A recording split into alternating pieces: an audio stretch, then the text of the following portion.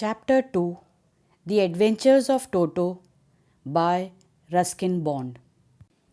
About the author.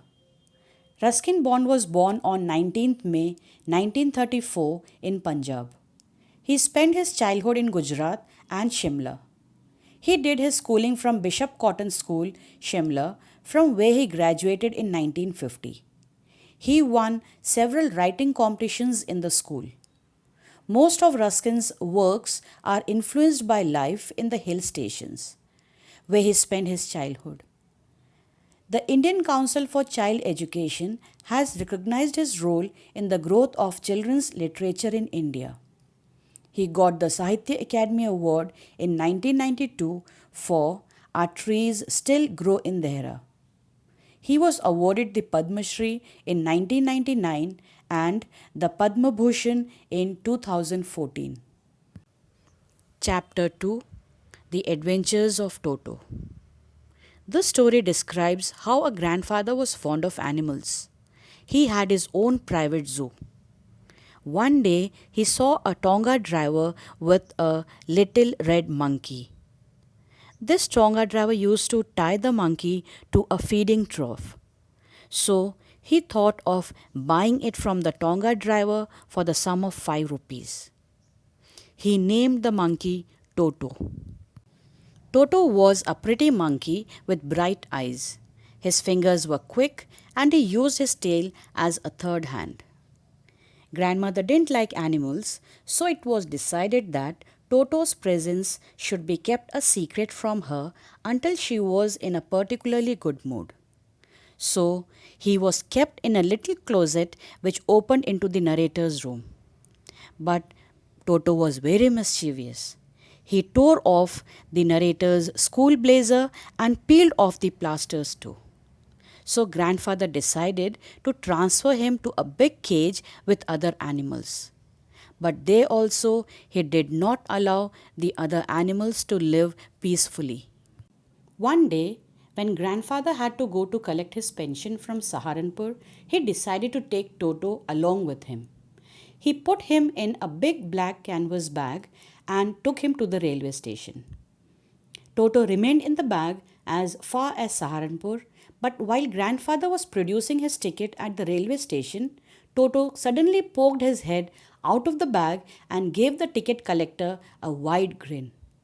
The poor man was taken aback, but with great presence of mind and much to grandfather's annoyance, he said, "Sir, you have a dog with you?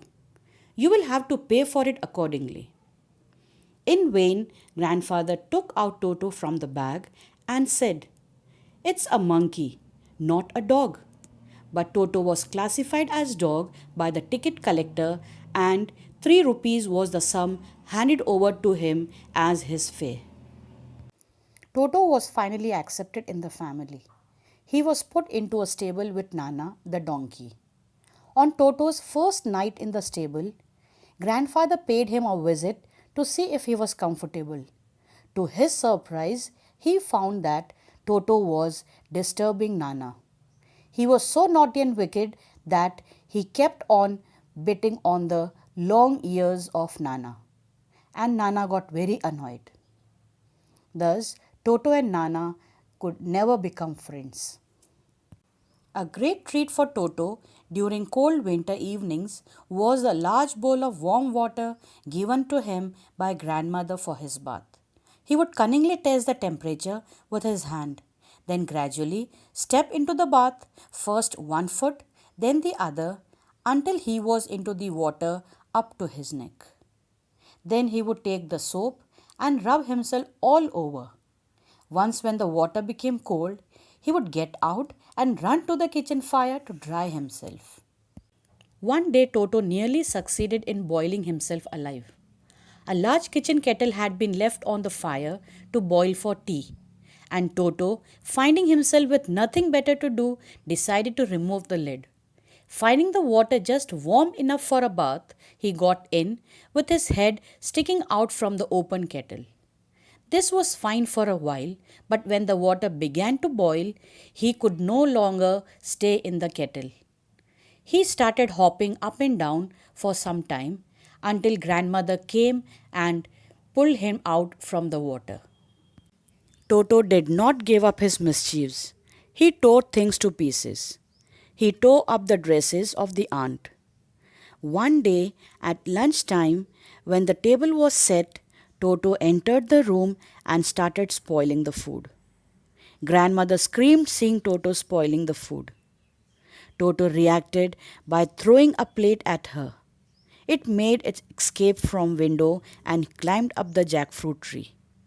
And after finishing the dish, it threw down the plate and broke it into pieces. Finally, grandfather agreed that they could not afford the frequent loss of dishes, clothes, curtains, and wallpapers and decided to sell Toto off. It was sold back to the Tonga driver for the sum of 3 rupees.